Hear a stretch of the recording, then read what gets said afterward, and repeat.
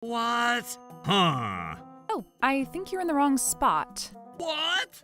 Trouble Busters! Could it be that even if I save up, I still can't afford to raise cattle? My name is Tom. I'm 60, and I'm an office worker who was transferred to HQ from a branch that's hidden in the mountains. I'm gonna work as hard as I can in the city from now on. However, is that how you're curious about where I came from? Of course! I've never been away from the city, where there are a lot of bugs, mountains, and rice fields. I'm sure there was only one bus or train per day. It almost sounds legendary, and I wish I could see what it's like. Well, it's a very peaceful town. Have you ever heard of a welcome party for someone who's newly joined the team? It's what the city people do. Well, I'm in charge of arranging that party since I've been born and raised in the city. Oh, that's great to hear.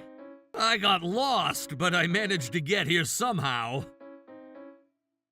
I'll sit in the very corner. I guess all you had in the mountains are mountain vegetables and bulky TVs. I'll take you sightseeing in the city some other time, so I hope you look forward to it. You've never seen any big buildings before, right? I see. I'll be looking forward to learning the mannerisms in the city. Huh. Oh, I think you're in the wrong spot. The wrong spot? We told you to sit there. Well, who the heck are you? This space is rented out for guilty motors. You're not allowed in here. Excuse me? I'm the secretary of the chairman at Guilty Motors. Secretary of the chairman? Why is the secretary of the chairman here? Please don't put yourself in the corner. But then, I heard that this is the proper mannerism in the city. That's not true. Mannerism is common across nations. But why are you so concerned about Tom? Why not? Isn't it only natural for the secretary to be concerned about the chairman? What? Mr. Tom is the chairman of our company. Huh? What? Hold on a second. That can't be possible. Tom was transferred over as an assistant manager. That's only his secondary position. That's cheating. Why is he playing Zorro? I'm not sure what you're talking about. I'd like you to come to his office tomorrow morning so we can talk about this. Oh, no! So, is it true that you were being rude to Mr. Tom? Of course not! I would never do anything like that! Carla, the secretary, reported everything to me. That was just a small surprise to warm up the party. I was trying to make Mr. Tom smile by telling a funny joke. Mr. Tom said that he was told it was the proper mannerism to voluntarily sit at the corner of the room. Yeah, that's the vibe I felt from you. What are you talking about? I was asking you to sit in the middle of the room in the beginning. No, when I tried to sit in the middle of the room, you took that seat. Tokichiro Kinoshita made sure to warm up the sandals for Nobunaga Oda, right? That's what I was doing. Were you trying to warm up his seat? That's kind of gross. That's how much I wanted to welcome Mr. Tom. Well, that's very impressive and thoughtful of you. If only it were true. It's true, Carla. Yes, I went ahead and researched a little about Charles. Charles has a tendency of wanting to sit in the middle of the room. Stop reporting as if you're commenting on a wild animal. This is data that we got from your subordinates. They're facts. I'll admit it. You guys just want me to admit it, right? But then I'm the one who deserves to sit in the middle of the room. You're so prideful. Of course, I'm only telling the truth. Mr. Tom is where he is today because he never had to be in the city to compete with others. But he had no one to compete with because he was in the countryside. Hey, you better watch what you say. It's okay, Senegal. He seems to have his opinions, so why don't we hear him out?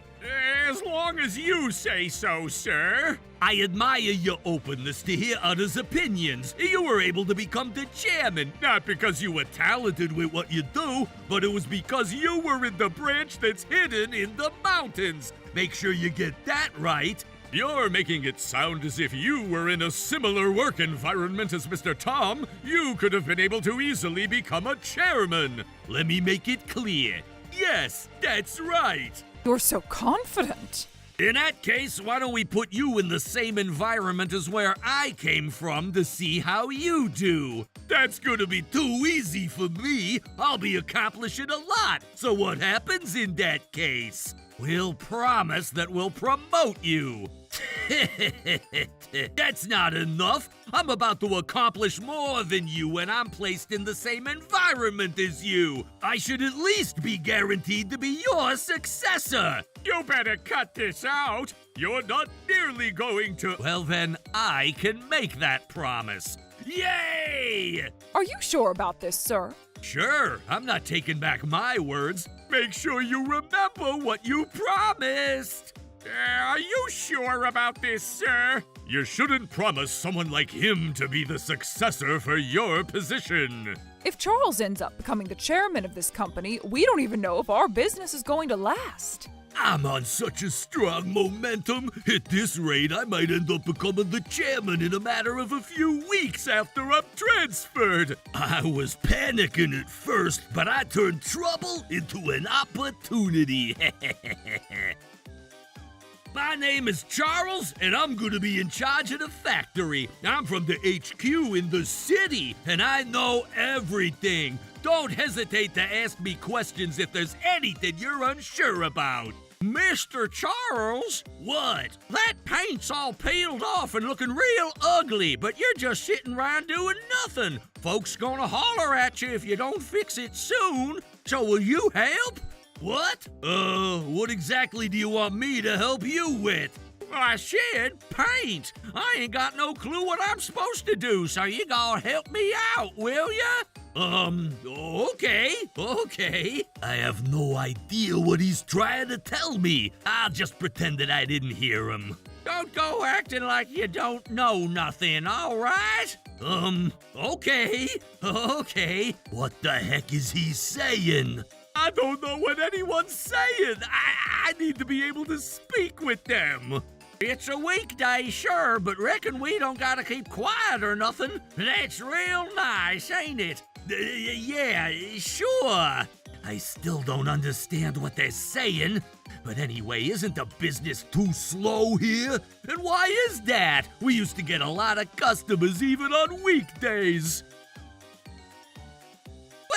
What the heck? Is there an evacuation order in place? Why isn't anyone here? Oh, Mr. Charles, didn't you know? Oh, a precious employee without a dialect. Well, what's going on? Since we're not in the city, we don't get any customers unless we do something about it. What? In that case, we need to do something. Personnel restructuring, huh? Can't be helped. Oh, I'm sorry, we haven't been getting many customers. Since we're not generating any sales, we need to cut down on the cost. But then, you can't let go of all these experienced maintenance techs. Don't worry, I have a bit of experience when I was being trained as I onboarded. If anything happens, I'm here to help. We're short-handed. I never thought about the weekends, and I cut down too many personnel. Stuart and I are the only ones here. Mr. Charles, we haven't replaced the air filter for number 3 yet. I know. I'm still working on these brakes over here. Hey, were you the one who repaired my car? Yes. I only asked for the rear brake pads, but why'd you have to switch the front pads? I'm on a tight budget, so you better switch it back to the old pads. Stuart, can you handle this for me? What? No way, I still have 8 more vehicles to work on. But please! Oh, it seems like someone's in trouble. Mr. Tom! I wondered how you were doing over here, so I decided to come visit. Well, you should have told me that you'd be here, but we're handling the business just fine, so don't worry about us. Really? I hope so. Mr. Charles, I need you to help replace the airbag. Oh, okay. Sir, I'd like to excuse myself since I'm very busy right now. I just need to remove this part to get to the airbag, right? Hey, Charles, you're wrong. Huh? Before you remove the airbag, you need to turn off the battery. battery? The airbag might inflate, so you need to turn it off first. This is common sense. Huh? Also, this client's airbag isn't working, not because there's a problem with the airbag, but I'm assuming it could be due to the deterioration of the battery. Was your name Stuart? Will you please bring us a new battery? Okay. All right, that'll do. Wow, that was fast, and you did it so perfectly. Mr. Charles would spend 2 hours just for oil changing. Hey, what are you going to do about my brake pad? Okay, I can help you. Mr. Tom, you're amazing! Damn it, how dare he stir things up here when I'm struggling over here? Anyway, it seems like this branch is struggling quite badly. Yes, it seems like the business has declined poorly ever since Mr. Charles was assigned to this branch. But there's no one in this area. It's impossible to generate sales at all. Weren't you saying that you'd be able to generate higher sales even if you were placed in a work environment that I've been in? I didn't know that the business would be so slow. To add, I don't even know what the local people are saying because of their dialect. If you transferred me here knowing that I wouldn't have been able to handle this branch, I'm gonna do something about this. Wouldn't have been able to handle? Why exactly are you saying that? Just like you mentioned, I've become the chairman while I've always worked in this environment. You saw what it's like out there. There's no one here. It's impossible.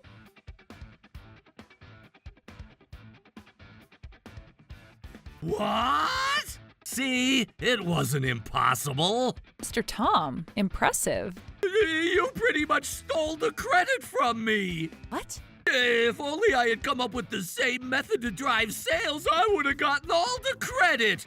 I'm not going to admit it. I'm going to file a complaint to the board members from the HQ.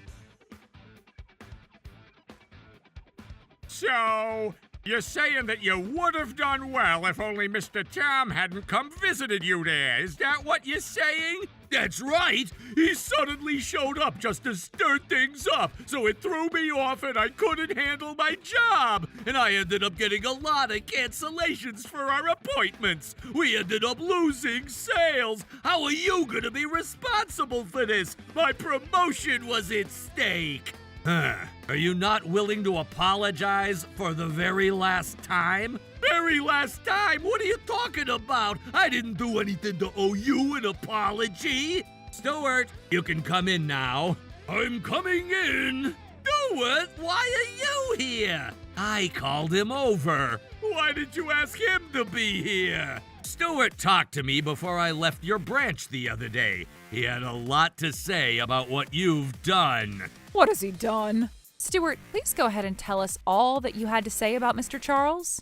Yes. Ever since Mr. Charles was assigned to our branch, everything was a mess. You don't have to say anything, Stuart. No, I've had enough of you, and I'm going to say what I need to say. Mr. Charles laid off a large number of my colleagues, saying that we weren't driving enough sales, and he elected himself to assist with repairs because we were short-handed now, but he could never get a single repair done, and he's made mistakes. We ended up receiving complaints because of him, and things were just terrible. That's ridiculous. I can't believe you cut down on the repair techs just to cut down on the costs. What a height of folly!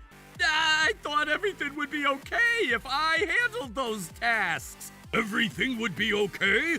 Nothing was okay! You even said it yourself that you've only been trained during your onboarding. This means that I was technically the only repair tech who was left. I was trying my best, though.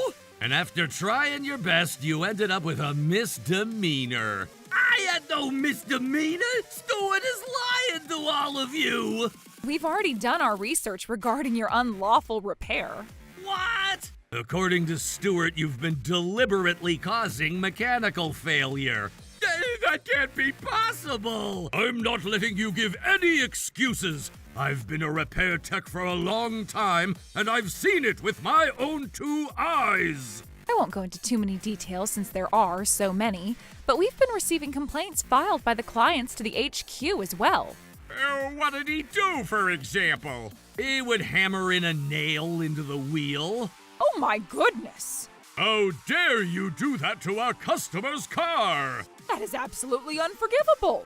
I had no choice. We were hidden inside the mountains and we weren't getting any customers. In order for us to drive more sales, I had to make sure they had to repair their vehicles. There were different methods to drive foot traffic, and I demonstrated how things work over there, didn't I? I couldn't think of any, so what was I supposed to do?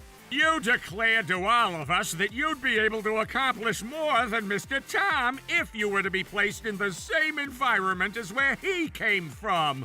I thought things were gonna be easy compared to the cities. But it didn't turn out that way, did it? That's right. That's why I had no choice. You had other choices than to cheat your customers like that. Why didn't you talk to us the moment you felt that you weren't going to handle that branch? I couldn't do that. I know that I'm a lot more talented than Mr. Tom. If you weren't able to handle it, doesn't that make you of a lesser talent? Shut up! Well, whether you're more talented than I am is not the problem here. Are you saying that because you're willing to forgive me? No, I'm not forgiving you no matter what. What? Why? Look, Charles, you've committed something that you should never have done as a person who works for the automobile industry.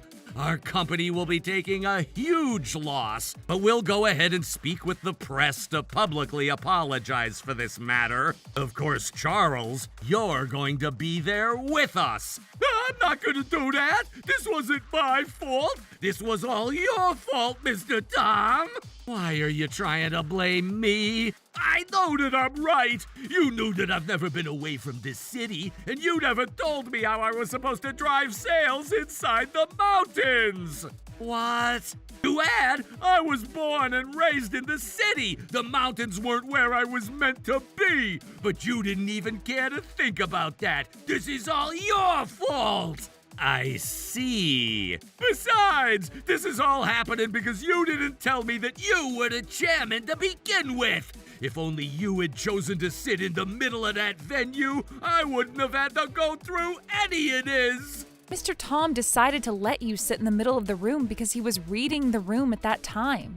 To add, I tend to enjoy hands-on tasks. I wanted to work closely with the team, and that's why I chose to take the assistant manager as my second position. But Carla always tells me that I should always sit myself at the appropriate seat during formal occasions. So I just tried to do so that other day, too. And that was so deceiving because of you! Oh, is it still my fault to you? You didn't care to realize that you always have a learning opportunity, no matter where you're placed. You sacrificed sincerity over sales, and you're responsible for what you've done. I'm not forgiving you, no matter what. Please don't say that. I'm willing to apologize. It's already too late now. Mr. Senegal! Mr. Harold! Miss Michelle! We'll see you at the press conference. Make sure you're ready to pay for the damages. Please don't ever touch any vehicles that exist on this planet. Stuart, you would be willing to help me? An automobile's enemy is my enemy. This wasn't supposed to go this way.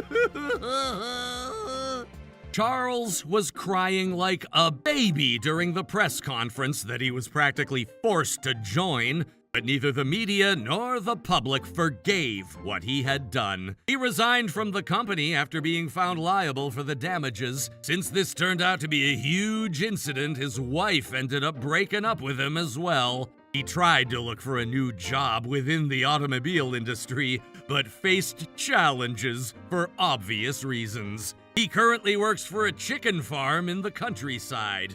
And Alan! Whoa! What are you doing here, sir?